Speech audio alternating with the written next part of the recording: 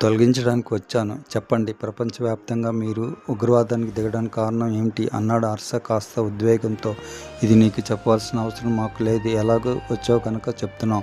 ఇస్లాం మతానికి వ్యతిరేకంగా అమెరికా కక్ష కట్టింది. వాళ్ళు మమ్మల్ని నాశనం చేయడానికి కంకణం కట్టుకున్నారు. మొన్న ఇరాక్ మీద దాడి ఆ పథకంలో భాగమే. ఇండియా అమెరికాకు సపోర్ట్ చేస్తుంది. అందుకే జిహాద్ ప్రారంభించాము. జిహాద్ అంటే పవిత్ర యుద్ధం. ప్రపంచంలో ఎక్కడ ముస్లిమ్స్కి అపకారం జరిగినా మేము వారి మీద పగ తీర్చుకుంటాం.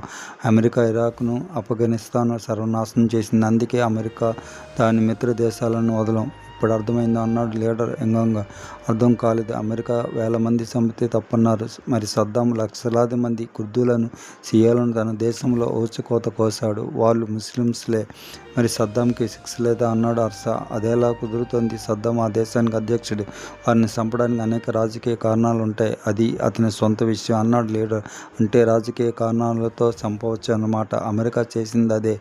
న్యూయార్క్లోని ట్విన్ టవర్స్ని మీరు కూల్చివేశారు. అది రాజకీయ కారణమే. వాటికి మతం, రంగు ఎందుకు పులుముతారు? ముస్లిమ్స్ అంతా పవిత్రులైన వారు నేరాలు చేయరా? అలా నేరాలు చేస్తున్న ముస్లిమ్స్ మీరు చేతులు నరకడం, ఉరిశిక్షలు వేయడం మీ ఇస్లాం దేశంలో చేస్తున్నారు కదా. ఇక్కడ మీరు పొరపాటుగా ఆలోచిస్తున్నారు. రాజకీయ సమస్యలకు రాజకీయ పరిష్కారాలు ఉంటాయి. వాటిని మతంతో ముడిపెడితే మత యుద్ధాలుగా మారే ప్రమాదం ఉంది. అప్పుడు మొత్తం ఇస్లాం మతమే ప్రమాదంలో పడిపోతుంది. ఎందుకంటే యూదులు, క్రిస్టియన్ కలిస్తే ఇస్లాం ఈ భూమి మీద నుంచి విడిచిపెట్టుకుపోతుంది. అందుచేత ఇస్లాంకు ప్రమాదం అమెరికా నుంచో, ఇండియా నుంచో, మరో దేశం నుంచో లేదు. ఇస్లాంకు మీ వల్లనే, మీ పొరపాటు అవగాహన వల్లే ఉంది.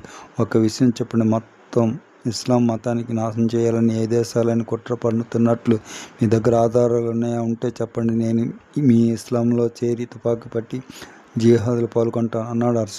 లీడర్ ముఖం ఎర్రగా కోపంతో ఊరించింది. తుపాకీని హర్ష ముఖం మీద పెట్టి, ఎంత ధైర్యంగా నీకు మా మతాన్ని గురించి మాట్లాడతావా? నీకేం తెలుసు ఇస్లాం గురించి? అన్యాయం జరిగితే పగ తీర్చుకునే హక్కు మాకు ఉంది. అమెరికా సామ్రాజ్యవాది దోపిడీ చేస్తుంది. అందుకే దాని మీద పగ. అయినా ఇన్ని మాటలు మాట్లాడినా నేను చంపితే నీకు దిక్కెవడు అన్నాడు తుపాకీని కనతగా అంచి. చంపడం పిరికి వాళ్ళ లక్షణం, రక్షించడం ధైర్యవంతుల లక్షణం. మీ ఇస్లాం గురించి నాకేం తెలియదు అన్నారు.